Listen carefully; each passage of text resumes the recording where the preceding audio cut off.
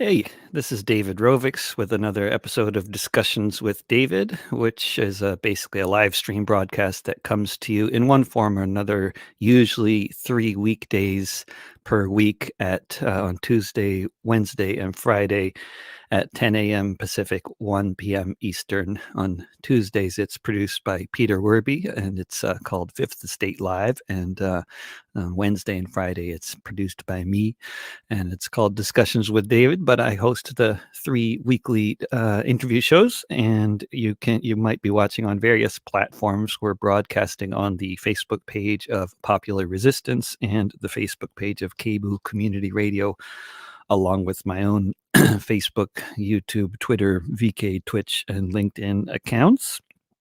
And it goes out in podcast form afterwards if you look for This Week with David Rovix wherever you get your podcasts.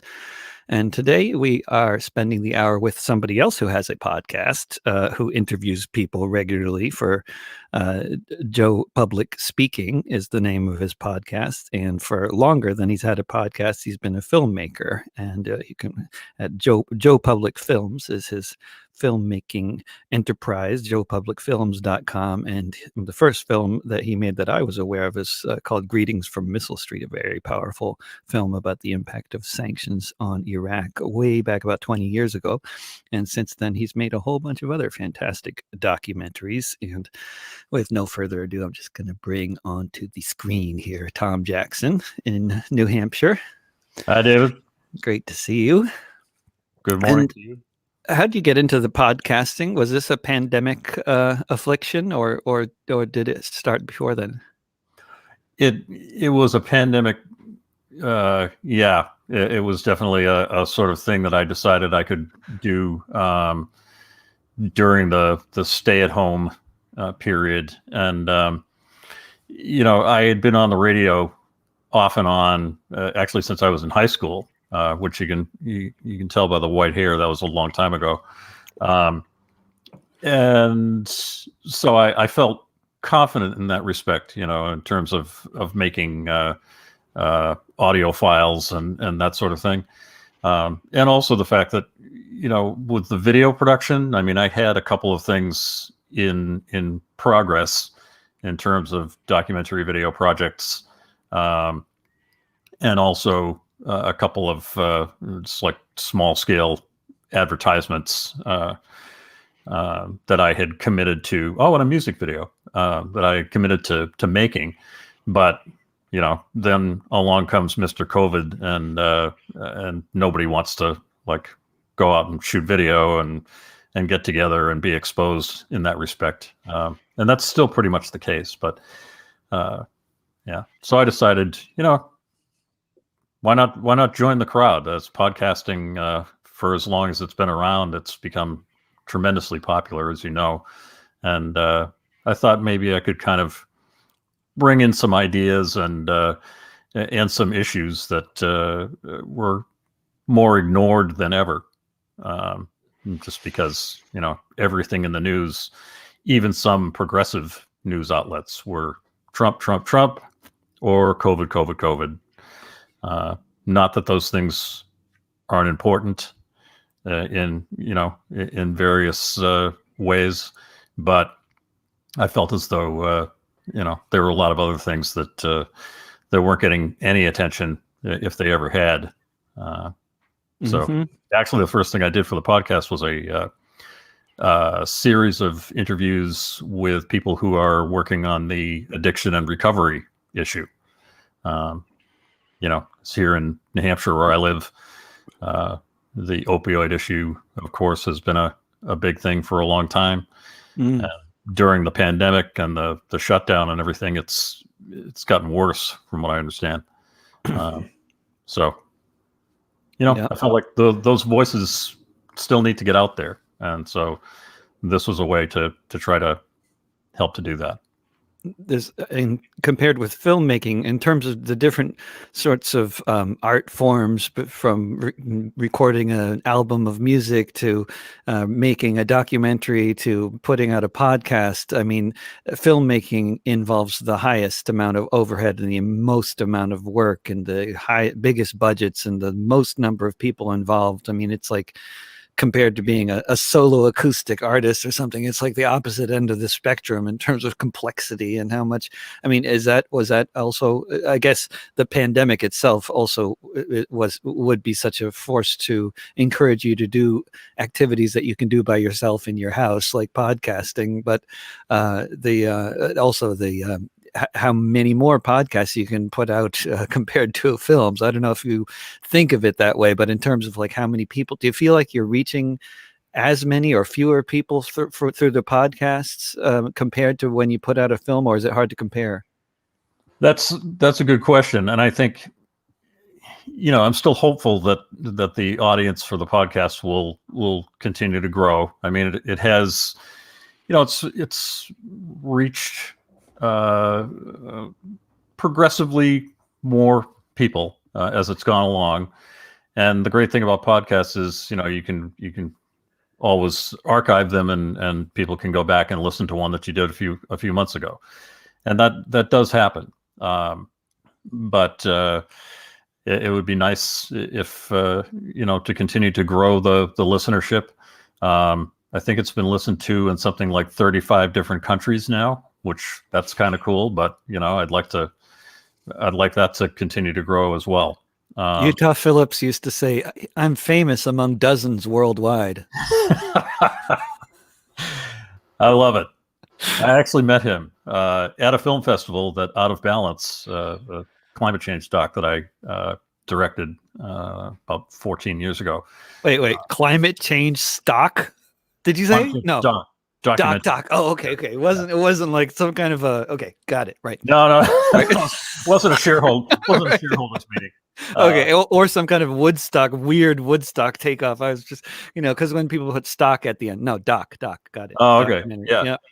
No, he was at, I think, the film festival. I believe he lived in Nevada City, California, and he was there at this film festival, and I got to go up and meet him and chat with him a little bit, and which was really cool because I had known who he was for years. Yeah, wonderful guy. Yeah.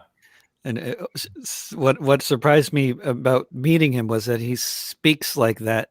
It's not a stage act. Like all this hobo vocabulary, he actually uses it in daily language. And so, like, trying to even follow everything he was saying, I was like, "What? I know what a bindle stiff is. I know." He said bindle stiff in one of his recordings. So. Yeah, I'm pretty sure I learned from him what a bindle stiff was. So I was glad I had listened to his recordings before I actually heard him speak in normal language, over breakfast. Right. Yeah. Anyway, getting back to your question, you are correct that the podcast, especially nowadays, producing it over Zoom, where I feel like I live pretty much a lot of the time. Is definitely easier. It's in terms of labor intensity, in terms of having funding and so on. So in that respect, it's it's been a relatively easy thing. You do have to kind of invest some time into it because I always, if I'm not that familiar with, say, the writing or whatever of someone who I get interested in having on the show, then I still like to do my homework the way I always did with documentary videos, and read as much by them as I can find, see if I can find videos of interviews with them previously on YouTube or something like that, and just really try to study up and know as much as I can about them. You can do a lot of work, a lot of research to do one interview that might be listened to by dozens of people. I mean, it's such a struggle, isn't it, with the whole content thing? I mean, there's just such massive amounts of content out there, and then the question of how anybody survives at this kind of doing this kind of thing, like producing, no matter how good it is, producing any kind of content, be it music or films or podcasts or things with really high production values or not. I mean, it's just, there's just so much out there all the time, right? I mean, I've been reading. I'm actually, next week I'm interviewing a an author of a recently published book called The Death of the Artist. And it is just really quite something to see, like, go through all the different types of art and how much each one has been sort of attacked by vulture capitalist corporations like Spotify and Amazon that have just like really sought to destroy the industry and reshape it in their image and make it profitable for them and almost nobody else. And but he writes about how TV has been kind of the exception to the rule in terms of all the arts, where everybody's, if they're finding work as a musician or as a former filmmaker or any number of other things, they're finding it in television, because there's a lot of content being produced for all these different streaming platforms that are competing with each other for the audience and everything. And is that something that you've I mean, it's a huge question. I'm not looking for a one short answer to it, but over the course of the past 20 years of you making films, more than 20 years, the industry in all the forms of the arts, I'd say it's fair to say, has radically transformed multiple times. And certainly that's true with music. I'm sure it's true with filmmaking. And then has the TV been one of those routes that you've considered going into, like trying to actually get a job doing that kind of thing? Or is that how much of a enticement is that whole reality for you in recent years as that's been happening? That's a good question. In recent years, probably not as much. But a couple of things come to mind. I mean, two of my documentaries, Greetings from Missile Street, which you mentioned before, and Out of Balance, which is the climate change documentary. But ExxonMobil, focusing on ExxonMobil. Yeah. Mm-hmm. Expose of ExxonMobil and their escapades. Those were both aired on television stations, satellite TV network, stations. So Missile Street was on Free Speech TV a bunch of times because that was kind of in their early days. And Out of Balance was on Telesur, and they captioned it in Spanish because they're a Spanish-speaking network that's seen around the world. It was kind of nice. Yeah. And Link TV aired it a number of times and actually used it as a fundraising perk for their annual fund drive. I think that was 2008. And, and I was, of course, pleased that TV networks like that were interested in airing it. I didn't really think about trying to get work with a TV network until about 2010, and then I actually was offered a job with none other than CCTV in China. CCTV in China. Oh, interesting. What's that? CCTV. Well, that's their main. That's their main party. Yeah. Government network. So, what kind of job were they offering you? Well, I had found a job along with a bunch of other TV related jobs. There's a producer position. I found it online somewhere. I don't remember exactly where it was at this point, but I thought they were doing some. It was for their English language network that they have, and I thought, I mean, I wouldn't mind being a producer at a television network, and why not? Why not give it a shot? And so they did wind up offering me a position, but then a few days after they offered the position, they left me a phone message in the middle of the night saying that we've decided that we want to make you a host of this sort of like current sort of cultural, let's go around China and look at different places that are developing. And I told them I didn't apply to be a host, and I'm not really interested in that. I would like to be a producer as I interviewed for. And, long story short, in the end, I didn't wind up going over there.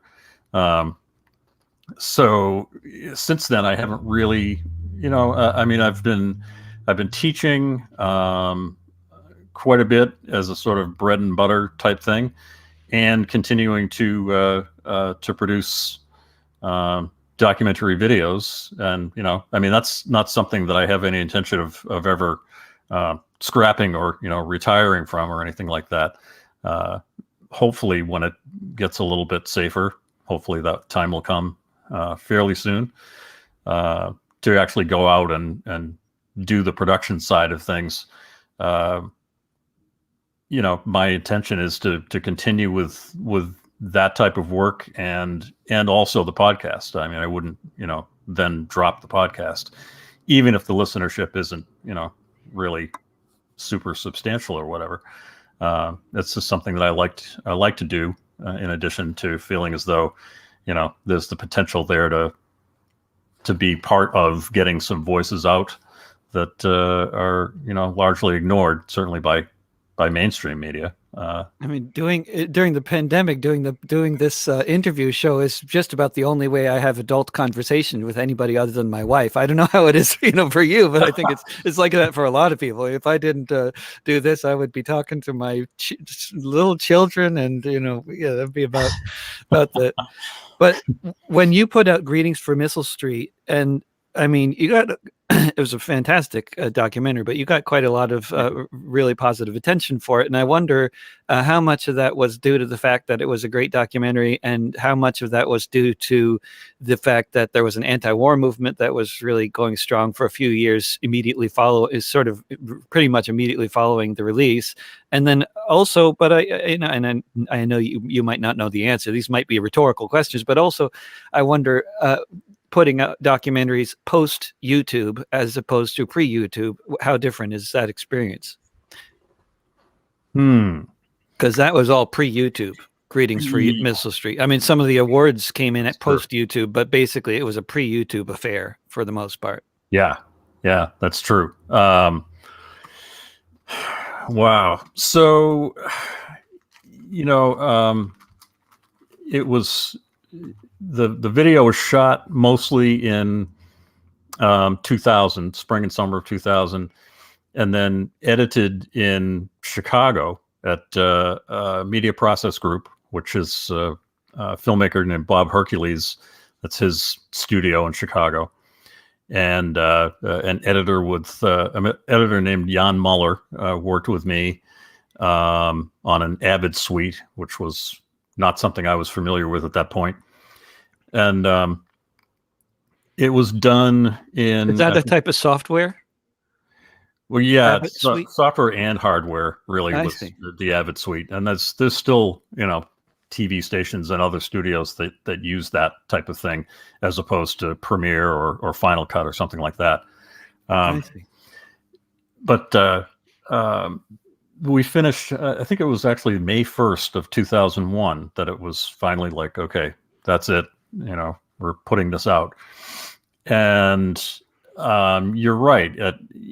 At first it got, I mean, it's kind of a mixed response to your question, because at first it got attention, I think, partly because it was pretty exclusive in terms of the footage, from Iraq. Very, very few television networks and very, very few filmmakers had gone there. The one exception being John Pilger, who produced a documentary called "Paying the Price." I think the subtitle was "Killing the People of Iraq," and he talked about the sanctions and that sort of thing, but he didn't really get very much access to just regular people in the streets and in their homes and things like that. And by way of Voices in the Wilderness, which was an activist group from Chicago, I was able to get access to, just everyday folks doing everyday things and trying to survive under all of the different horrible circumstances that they were living under. And I think because of that, it's Missile Street got some attention. And then, as you mentioned, probably about maybe like 6 to 9 months after it was released, the Bush administration started beating the drum to try to get U.S. public support for the idea of going in and blasting Iraq out of the water and unseating Saddam Hussein and so on. And so that kind of added to the interest. And I mean, from late or maybe late summer, early fall of 2001, all the way until March of 2003, when the invasion actually took place, the U.S. invasion of Iraq. I was all over the place showing the documentary and doing Q&A and that sort of thing. And Voices in the Wilderness used it for grassroots screenings and discussions, and Voices office in London used it there. So it was seen pretty extensively in a lot of different countries through various means, whether satellite TV or grassroots screenings, or it was in some film festivals. So that was, and of course, it has one of your great songs right at the end called "My Daughter," and I shot this adorable. She was 5 years old. This adorable little Iraqi girl, and she's kind of looking at the camera and then looking away and looking back at the camera, and the lyrics of that song of yours really fit the situation. It's like if people were just able to see or look at this little person as maybe their daughter. I mean, she's somebody's daughter. Maybe they'd stop and think about what was happening to Iraqi civilians in large part because of the sanctions that we were continuing to impose. Anyway, so yeah, and then as you said, YouTube came along, and I didn't even put. As a matter of fact, I think Missile Street still isn't on YouTube. It's on Vimeo. But I didn't put Out of Balance, which was released toward the end of 2006 or early 2007. I didn't even put that out there on YouTube until maybe a year or two ago. For a number of when YouTube reasons. came around, did it become a lot less likely that people would be doing screenings and taking more initiative to kind of get a film out there, or did it become more like the atmosphere changed where people were like, oh, okay, people can just watch that on YouTube, tell them to go see it on YouTube? I mean, kind of everything got cheapened in a way in terms of the kind of work that you do. Was that something that you experienced as a result of YouTube? I think to a certain extent, yeah, but I don't know that YouTube has really killed the either the grassroots screening and talk thing, because it's kind of a community thing, or a lot of churches, a lot of schools, including colleges, that hosted me with both of those two films. And I don't know that necessarily has been completely obliterated by YouTube. It definitely has had something, kind of taken away from the whole thing because of what you just said. People know, or at least expect, that they can just go out on YouTube and find it and watch it for free. That's unfortunate, for not only me, but any number of different types of artists, whether they're filmmakers or musicians or what have you, who, so that they're not necessarily able to make any money. I mean, from what I understand, you've got to have a lot of subscribers and a lot of views of a lot of minutes to even start making some money. Anything, yeah. I've heard that 98% of documentaries lose money. That and that statistic is a few years old, but I mean, and of course, I guess most people making a documentary, you wouldn't even expect to ever make money on it, right? You go about fundraising to try to fund the project, and then you do the project, and then when you put it out there, if you can make a little money back from your investment, then then you consider yourself lucky generally, right? I mean, is Yeah. that about fair? And Oh yeah. has it become harder and harder to fundraise over the course of your career? Would that be an accurate statement?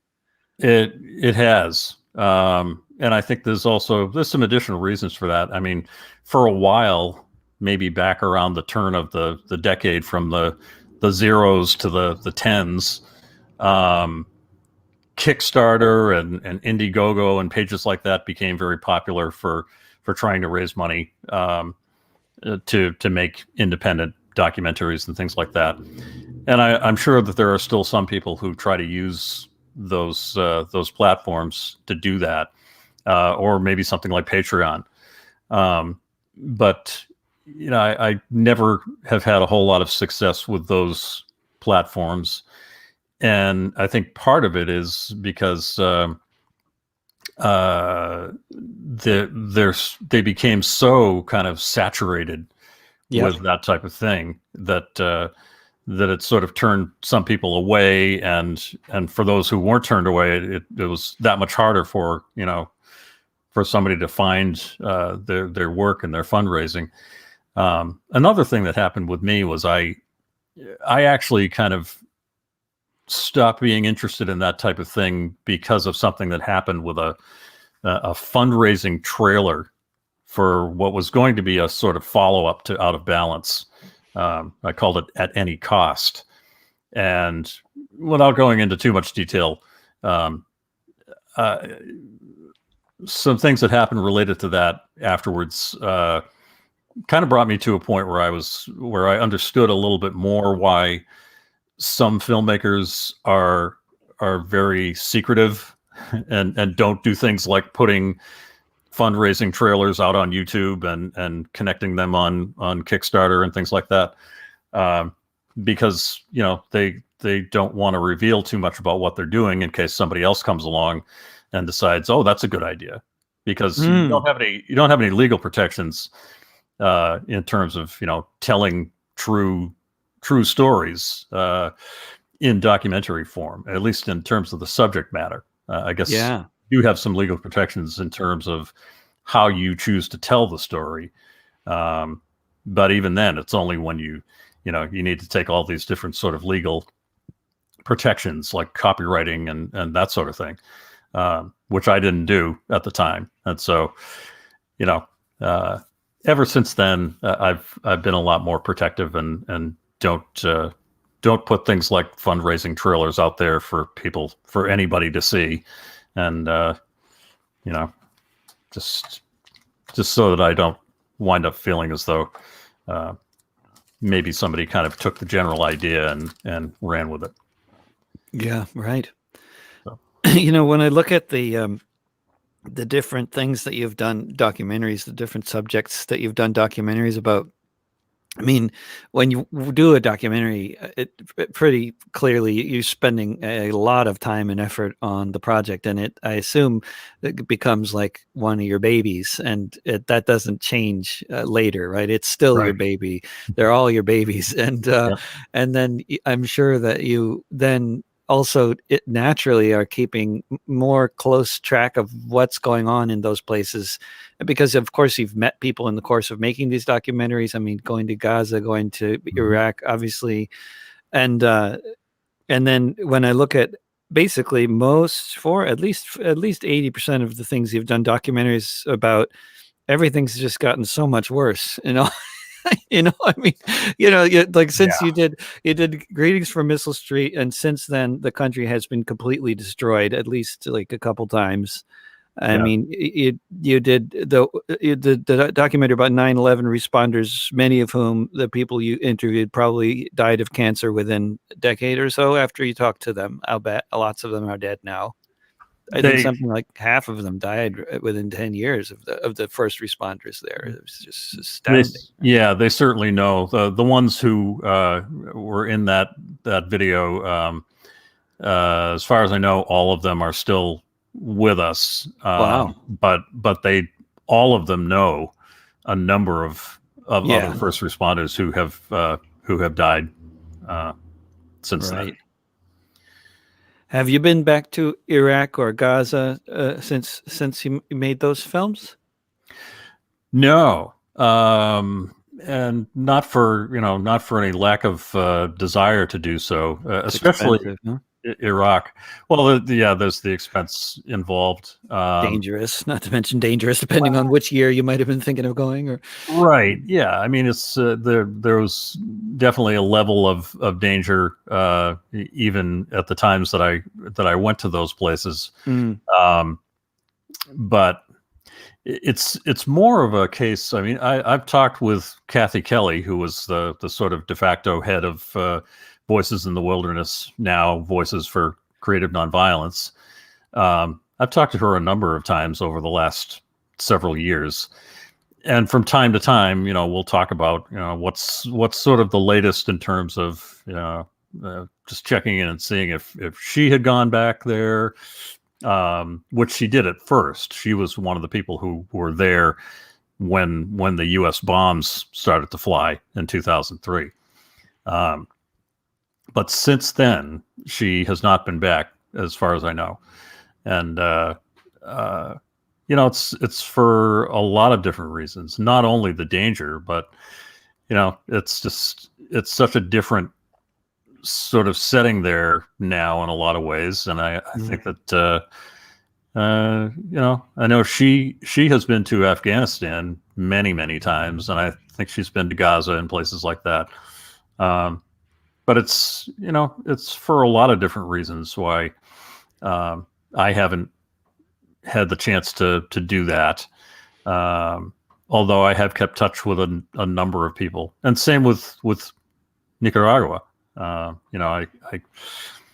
did a documentary from a trip there, and I think it was 2003 or 4, with an activist group that was protesting the president there was that conservative for a couple of years, and I can't remember his name right now, but he was apparently negotiating with companies like Coca-Cola and Nestle to basically sell those companies the Nicaraguan water supply. mm, Yeah, mm-hmm. sell the aquifers, which I'm sure was a nice thought for Nestle, but not for people in Nicaragua. And they organized and protested it, and as it turned out, that was a successful protest. That sale didn't happen unless it happened without anybody knowing it. But I don't think it did. Yeah, that film about defending the commons, that's one Right. of those potential silver linings there in terms of the other subjects you've done films about it. Because, Yeah. I mean, certainly, like, there's been a lot more since you did the film, there's been even more talk about the whole subject of what belongs to the commons and what belongs in private. And then with the whole tech revolution, this whole question takes on all kinds of other new dimensions, right? In terms of social media and who owns these posts and who's profiting off of all this free content that the people are constantly putting up on these corporate platforms, that then make advertising profits from it. Yeah, that's true. But you're right. I mean, that defending the commons is kind of a rare exception when you look at the other subjects that I've tried to look into and present, voices from perspectives that we don't otherwise hear here in mainstream media, certainly. And that was true with Missile Street. Put out Missile Street, it got a fair amount of attention, and lo and behold, the Bush-Cheney cabal invades and occupies in March of 2003. Let's see what else. As you said, Worlds Apart, about the 9/11 sort of peacemaker, first responders, small group of people. I mean, we're still in Afghanistan. Our military is still in Afghanistan, and there wasn't any sort of nonviolent response to what happened on 9/11.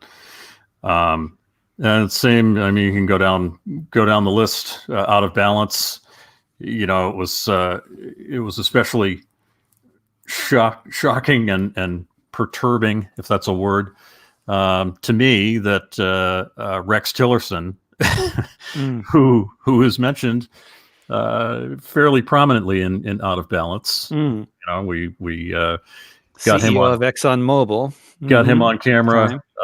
We filmed. We're one of the cameras at the press conference after the ExxonMobil shareholders meeting in 2006. So that was his first year as president and CEO.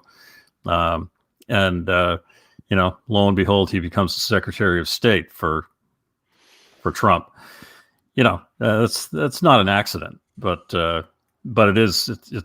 It's very frustrating when you put that much into yourself and give that much to try to get a story out that that is kind of a little bit of a warning to people in different ways. And in the end, our government winds up pulling the different things that they've pulled over the last 20 years since I've been directing documentaries. And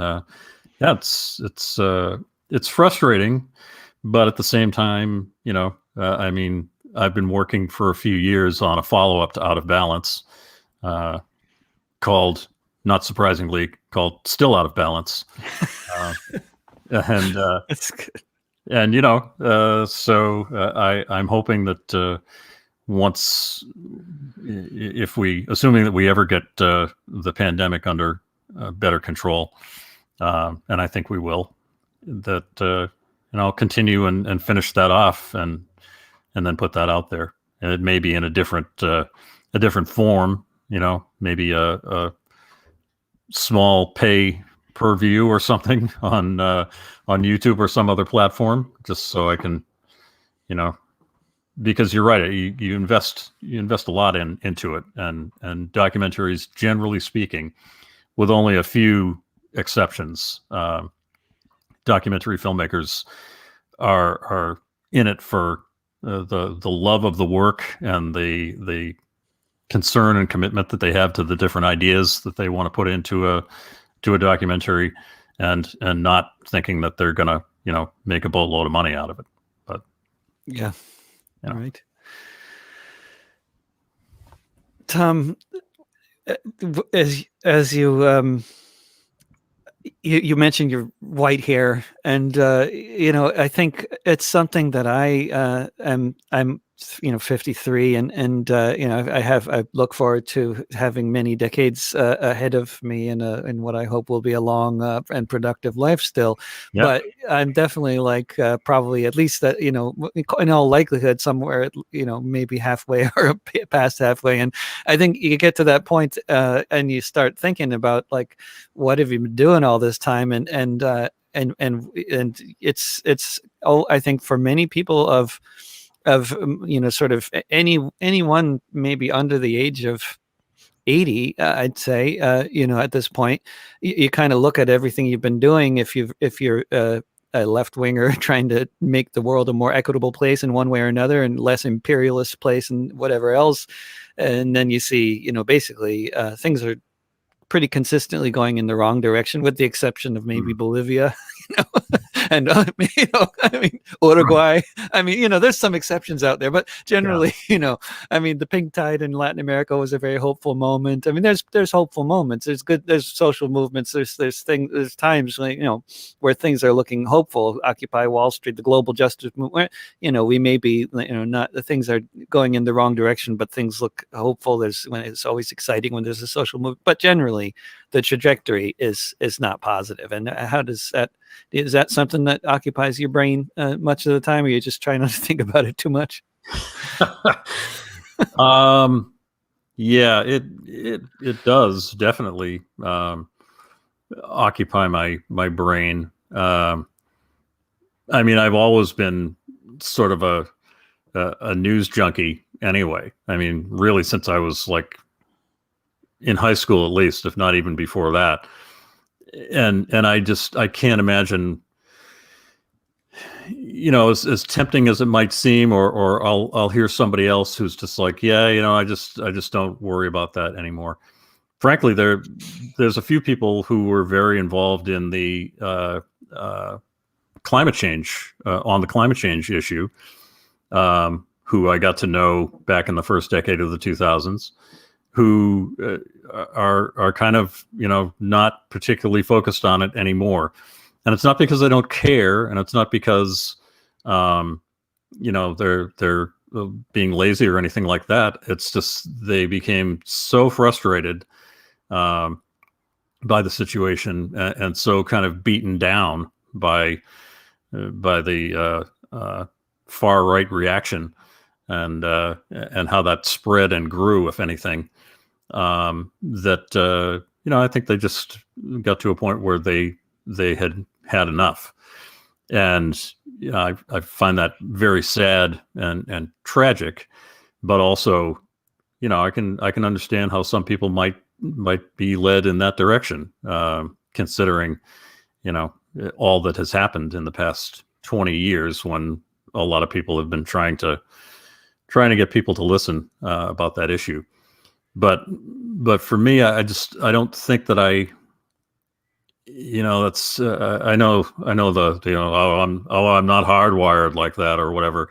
It's kind of a cheap expression, but I think it's also true. I mean, I can't imagine just shutting off and never accessing the news, or progressive sources of information, researching things online. It's just so much a part of me that I can't even begin to imagine just not doing it. And it's not that I don't ever feel frustrated.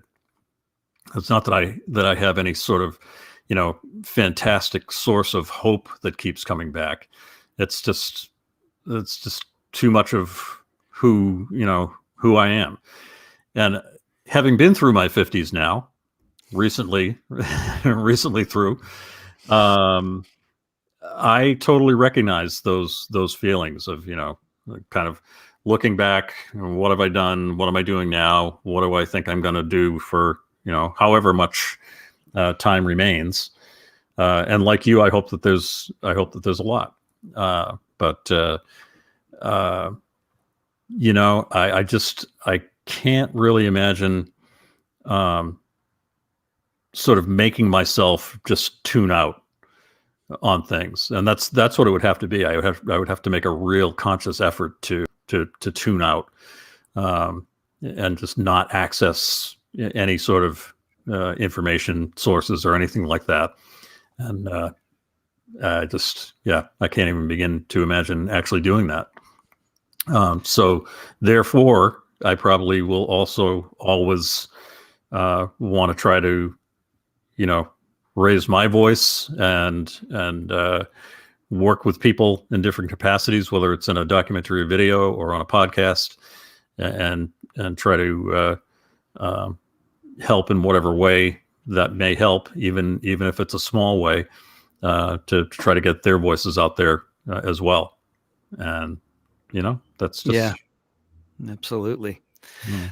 When you mentioned being a news junkie, Tom, I'm also a news junkie, but the experience of the pandemic coming on for me was an experience of, basically, I became much more of a news junkie, which I didn't even think was, really possible. But I've been glued. I mean, I've had something in my ear most of the time, day and night, with, broadcasts from around the world, trying to figure out, trying to keep track of what's going on. And even as a chronic, decades long news junkie, it's been challenging. And so for me to keep track of what's been happening. And then, and part of what I'm keeping track of is vitally important information for anybody in this country or in this city or whatever, because so much of the news, at least related to the pandemic, it's things like, okay, here's this loan you can apply for. Here's what's the deal with gig workers and unemployment. I mean, it's stuff you need to know.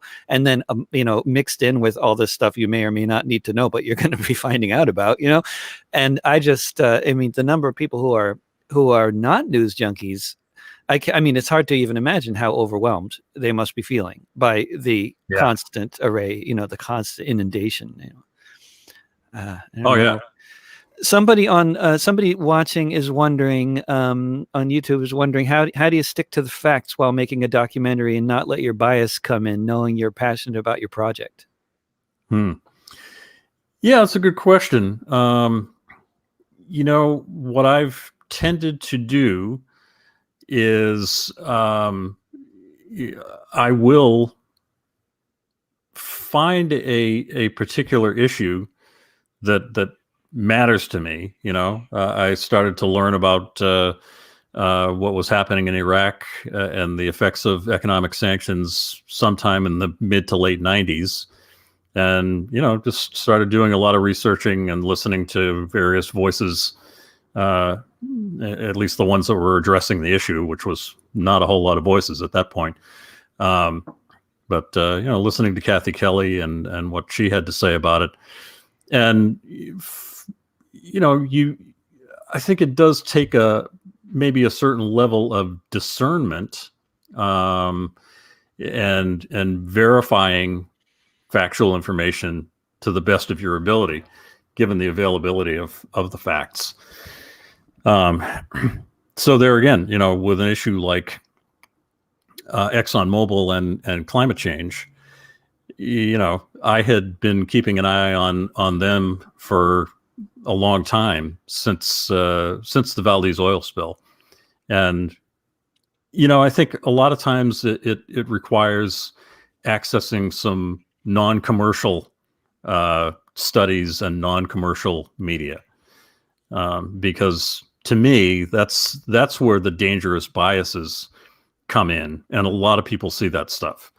And I'm not just talking about so-called conservative media, which is just heinously biased and non-factual across the board. But also, other types of commercial media, they also have a tendency to leave a lot of facts out and off the table, especially facts that they think or know are going to piss off their paying customers, their sponsors. That's the lifeblood of that type of media. So seeking out, especially non-commercial sources of information, I think has been a big part of finding the facts. And if I got to a point, let's just say hypothetically that I was focused on a particular issue, and sure, of course, I would have my opinion. But if I found that in going through those different sources for factual information, if I found that it's actually not kind of the way I was concerned about, or that anthropogenic climate change was in fact just a big hoax or something like that, then I would absolutely, I wouldn't continue with the production, or maybe I would make a very different production. If I felt compelled to continue with it, it's possible that I would completely change course. But you're generally starting on a premise that's already clear, like, okay, yeah, the sanctions are killing people in Iraq. We know that. Now let's see, how bad is it? Not a question of is it happening, right? Or climate change, it's happening. Right. It's man-made and it's happening, and Exxon's a big part of the problem. Now, how much of a big problem is it? Yeah. Yeah. Yes. Right. And so I've never felt like, oh, this is completely biased or something like that. And then, another thing that I do pretty routinely is I always have sources of information, including usually some lawyers. Not that lawyers have all the answers for anything, but they will root out something that where they think, okay, this could be construed as you stating a fact that's actually not true, and you could be sued for defamation or something like that. And so, a couple of attorneys took a good hard look at Out of Balance before it was released, just to make sure that some of the allegations that I make in there were actually supported by fact. If I was stating them as facts, that they were actually supported by verifiable facts. And so, everything in there is factual, and it wasn't sort of like born out of some bias. If anything, it made me more biased, if that's what you want to call it. It made me feel like this is something that I really want people to know about. I want people to know that they have supported and funded the so-called skeptics back then. Now we call them deniers of climate change. And that was all in things like, for example, because ExxonMobil was and still is a publicly traded company on the stock market, they have to release information, for example, about where they make donations and give money.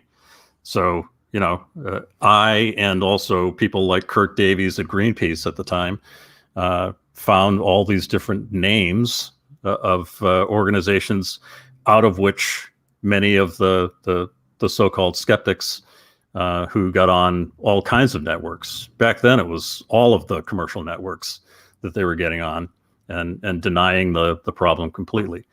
So, yeah, it's I've never felt as though I'm just sort of trying to support some sort of bias at all.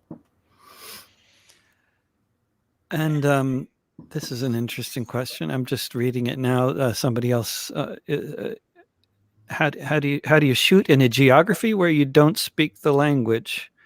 You may miss out on local moods your host crew may not notify you about. Yeah, Any comments on filming in a place where you don't speak the language? Has that been a particular challenge, or do you speak Arabic? Shwaya shwaya. I know how to. Shwaya shwaya. Yeah. Yeah. There have been times when it was challenging, for sure, but generally speaking, there have been people either there or people who were part of a delegation, as with Voices, who knew more Arabic than I did, and people there in Iraq who knew quite a bit of English, and where that didn't work, then sign language and things like that kind of were helpful at times. But in addition to that, sometimes we would come across somebody who was very, very fluent. So, for example, in Missile Street, there's an interview with an artist, Kasim Sabti, sorry. And I wanted to interview an artist. He's pretty prominent and still is in Iraq, and also opinionated. He speaks almost no English, but we found one of his art students, who told me that he had learned English, and he was quite fluent. He told me he had learned English all from watching movies. Watching movies in English. You hear about these people all over the world. Yeah. It's incredible. And I have had really, really good fortune in terms of being connected with people who either speak the language as native speakers or have learned it. So, in Nicaragua, a guy named Mike Boudreau, who was one of the founders of Compas de Nicaragua, totally fluent in English and Spanish, and he was a tremendous help to me, throughout the time that I was there. In Gaza, Ibrahim al-Shatali. He was very, very, not 100% fluent in English, but as it turns out, he was just one of these people who seemed to know everybody, in Gaza City. It was incredible. You're just going around and hey, Ibrahim, hey, Ibrahim. He seemed to know everyone, and was just tremendously helpful. And whether it was during interviews with people who didn't speak any English, he kind of helped to translate and that sort of thing, making connections and all that sort of thing. So, I've had a lot of good fortune in terms of connecting with people like that wherever I've gone, either before I get there or after I get there. And that's something to certainly, help anybody who wants to go and make a film like that in a place where you don't speak the language. Yeah, I mean, otherwise, I'm sure there would have been problems. And actually, now that I'm thinking about it, the one time that I got kind of yelled at in a language that I didn't speak was actually at a film festival in Greece, where Out of Balance was screened, and they were very generous in terms of enabling me to go there and actually appear and talk with people live and in person. So the organizers were wonderful, and I sent them a transcript from the entire film, and they said that they were going to translate it into Greek and caption the film. Well, I got there, and this hall, this big hall was packed with people, and they showed the film, and they hadn't captioned it. And so as soon as they brought me up front, there were some people yelling at me in Greek, asking why the hell I hadn't captioned it so that they could better understand it. And I'm just like, good question. I sent the transcript, dude. Anyway, wow. So that's awful. That was an interesting situation, but generally, I don't know if it's luck or what it is, but I've had I've had good luck in terms of connecting with people who can translate and who have been very helpful in terms of getting around in these different places. Tom, any predictions for what's going to happen in the next few weeks in the United States? Finally, that is something that's really been wearing on me, frankly. A lot of death.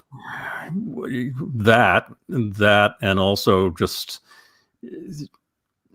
the incredibly reprehensible behavior of this egomaniac that is continuing to try to become the country's first full-fledged dictator, and destroy whatever semblance of democracy was remaining in the country. I've had the feeling that when he discovered that he wasn't actually going to win, rather than taking that as a revival of a little bit of breath in the democratic process remaining here, he decided that it was to look at it as an opportunity to stick to his guns and try to kill the little bit that was remaining somehow. And I can't even begin to describe how outrageous I think that is, and it makes me amazed that that there are still as many people supporting him as there are, and any politicians of any persuasion who are supporting him. As far as I'm concerned, it's like a traitorous slant to be taking on the country. So and that's coming from a man in a state whose license plate says "Live free or die." So. yeah. The New Hampshire libertarian sort of streak. Yeah, but I think just because of some of the things that have been happening in the last couple of days. For example, I read this morning that his legal team dropped out of the vote count legal action that he had them bring in Pennsylvania. Mm. Because it's just totally frivolous. Yeah, it's garbage. And I do think that ultimately he will wind up leaving. It may be last minute or whatever, but he'll continue to yell and scream about how he actually won, and probably start a media company. And if he thinks he's going to be prosecuted, he'll start it from Moscow. And if he thinks he can avoid being prosecuted, then he'll do it here. And that's a very interesting prediction. That's the first prediction of that particular. That particular prediction is the first time I've heard that one, and I bet it's very spot on. Yeah. Let's see if Trump starts a media company based in Moscow. That would be a fascinating next step. I mean, there's. I don't think there's any extradition possibility if he was there. Nope. He probably, if he can buddy up to Vladdy enough, he can probably build the tower that he's always wanted to build there, and at the same time, start his media empire, and spread more lies and insanity. That's about right. That's my prediction. Tom, it's been such a pleasure talking with you. Thanks so much for joining me. Always good to talk with you, David, and thank you as always for your amazing songwriting and your activism. And I will be looking forward, as always, to more new music whenever you release it. Thank you. We'll talk to you soon, Tom. All right. Thanks. And thanks, everybody, for joining me in this discussion with filmmaker Tom Jackson. And if you want to check out his films and podcast, joepublicfilms.com. And to the person on YouTube who had more questions, please email or send Tom a message. He'll be happy to hear from you, I'm sure. But thanks for those very good questions as well. And if you want to see this interview in archived form, you can go to youtube.com/drovics, and you'll see there's a Discussions with David playlist. You can also find it on the Facebook page of Popular Resistance in the video section, as well as in the video section and on the Facebook page of KBOO Community Radio. And in podcast form, if you look for This Week with David Rovics, wherever you get your podcasts. And I will be back with more live stream interviews next week on Tuesday, Wednesday, and Friday, 10 a.m. Pacific, 1 p.m. Eastern, right here on this platform, as well as in podcast form. And on the 28th at the end, the last Saturday of the month at 1 p.m. Pacific, 4 p.m. Eastern, I'll be doing a little concert from my living room, which is a last Saturday tradition at this point here in this household. All right, everybody, remember, don't pay the rent. Trust your neighbors. Mutual aid will get us through. And I'll talk to you soon. Bye.